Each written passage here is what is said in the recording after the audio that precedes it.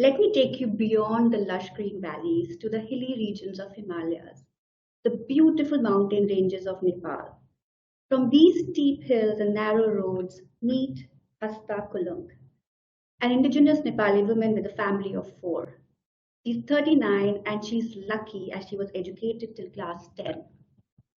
She will make sure her children are well educated too.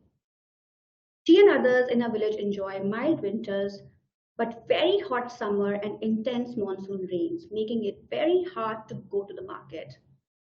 So, what is Hasta's life like? Well, she grows a few types of vegetables and soya bean, plus she raises some pigs and chickens too. Much of this is for her family to eat, and whenever there is extra, she goes and sells in the market down the hill.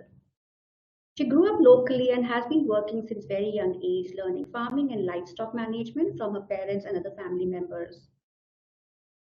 Okay, so how do you think climate change affect people like Hasta in beautiful hillside villages? Some ways may surprise you. Increased temperature alone causes multiple problems. Never before seen agricultural diseases leave even government technicians perplexed and unable to help. Can you believe last winter, Hasta's whole potato plantation was lost to a strange infestation?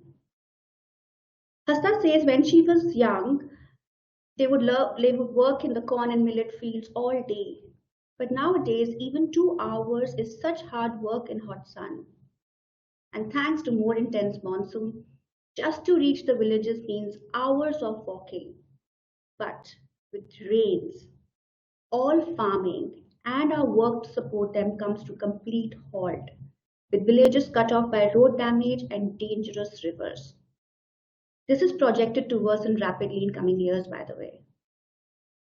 With farmers facing cash flow crisis after crisis, they suffer low self esteem when they cannot even provide their family's most basic needs, let alone what they may dream of. This then results in low investment, low productivity, and even lower income. With crop yields falling, grain is scarce, even for the family needs. Living a subsistence life, how will Hasta and her family survive such constant financial turbulence? Well, it all snowballs into compounding debt, lack of food, forced migration, and negative health impact of malnutrition and waterborne diseases. Hassa recalls when she was a child, the landscape was very different with more trees, herbs, spices, and medicinal plants. Flooding and landslides were rare, but nowadays they are much more frequent, especially the landslides. Imagine how she feels to realize that after many generations, her knowledge and experience is just not working for her anymore. But thankfully, Hasta has finished 20 weeks of financial literacy coaching in her village. She says this education and business support really helped her to be alert to the changing events and to cope with the financial shocks by having savings and being even able to borrow at reasonable rates when she needs. But there's something extra for you to consider. In areas like this, parents at times are forced to send their children to work in the cities near and far to support the family, risking their well being, including trafficking. And with so many leaving the villages, the indigenous population is shrinking and rich traditional knowledge and practices may be lost. While sharing skills, knowledge, and financial confidence within family may actually help to tempt children like Hastas to stay in the village with stronger prospects than seeking their fortune in some idealized city. Many incredible women like Hasta in other low-income countries are affected in similar ways.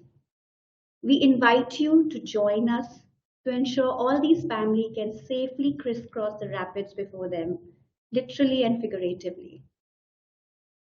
Supporting each family farm costs an average $200, a small price to ensure parents can plan together for their family, weathering financial shocks long term.